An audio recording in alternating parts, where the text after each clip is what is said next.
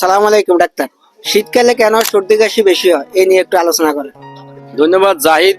আসলে আমার নিয়মিত একজন ফলোয়ার সৌদি আরব থেকে এসেছে।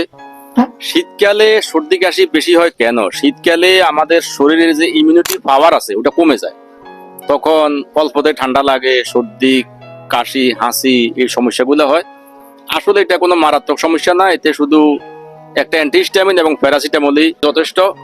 তবে একটা কথা মনে রাখা প্রয়োজন যে সর্দি কিন্তু আসলে আমাদের মানব শরীরের জন্য উপকারী। কেন জানেন? আমরা যে নিঃশ্বাস টানে, সর্বক্ষণ যে নিঃশ্বাস যে নিঃশ্বাসের সাথে অনেক ধুলাবালি আমাদের লাংসে যায়। তো যখন সর্দি থাকে তখন ওই ধুলাবালি গুলা আমাদের সর্দির মধ্যে যায়। এই জন্য আসলে মানুষের জন্য অত্যন্ত উপকার। ধন্যবাদ।